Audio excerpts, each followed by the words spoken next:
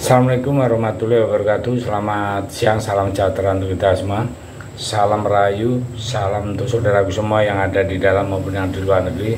Sehat selalu, dan yang baru menjalani sakit mudah-mudahan cepat sembuh, dan yang beraktivitas mendapat rezeki yang berkah. Amin. Indonesia, kita harus bangga jadi bangsa Indonesia dan orang Indonesia. Indonesia yang kini menjadi negara pertama yang akhirnya memiliki area khusus di markas besar UNESCO PBB. Wah, mantap, bisa mengalahkan negara-negara yang besar lainnya. Nah, ini dikutip dari berbagai sumber berita ya. Nah, berikut ya.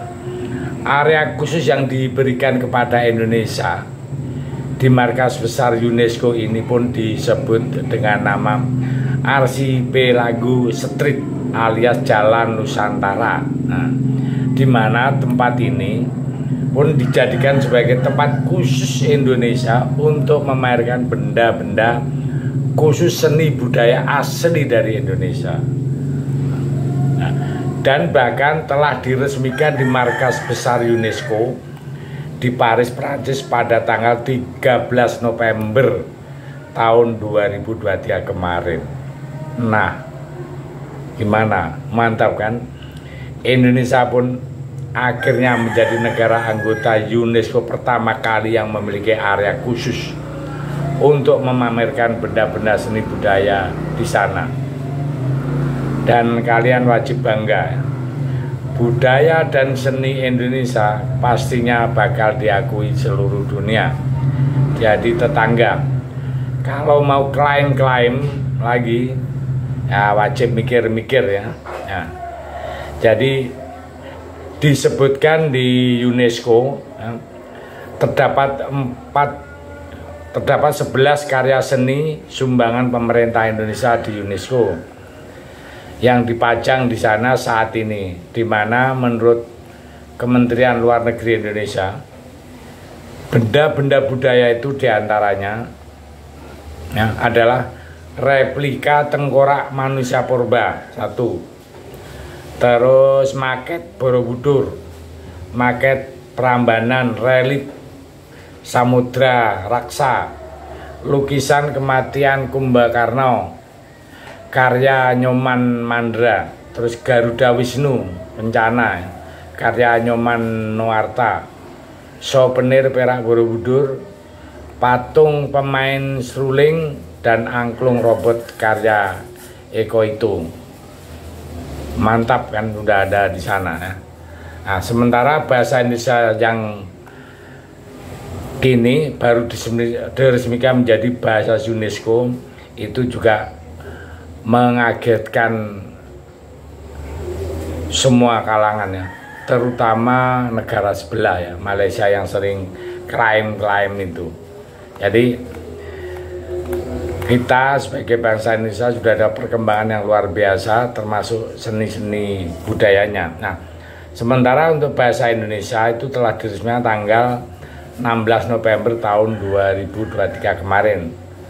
Ternyata ada beberapa pertimbangan menurut UNESCO yang akhirnya menjadi bahasa Indonesia itu salah satu bahasa resminya di UNESCO. Menyebutkan karena multi-language penting untuk mendorong dialog yang saling pengertian dan semangat toleransi, menghargai identitas budaya dan kerjasama antar bangsa. Nah, keputusan resmi UNESCO pun menyatakan seperti ini ya.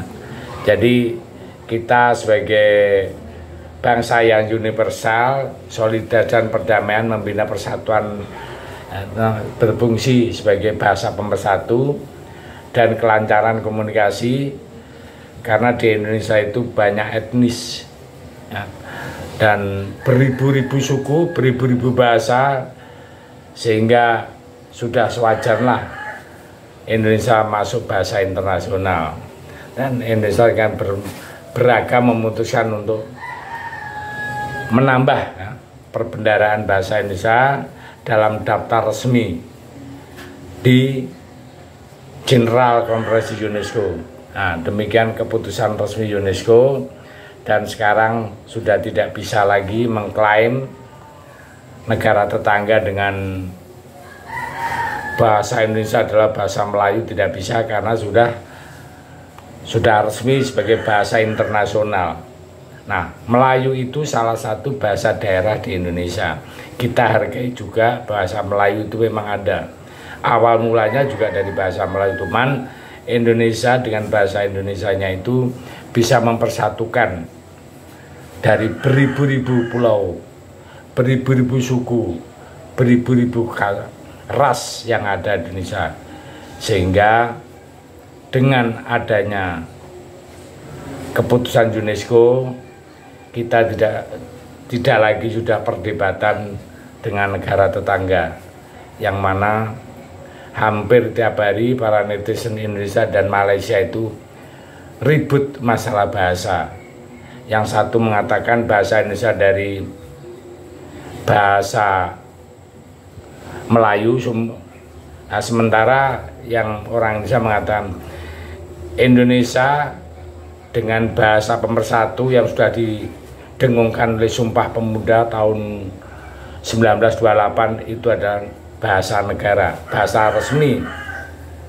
Dan sekali lagi bahwa Indonesia dengan adanya bahasa kita buktikan bisa menyatukan dan bisa mengembangkan baik itu budaya, seni, peradaban, teknologi, imtek.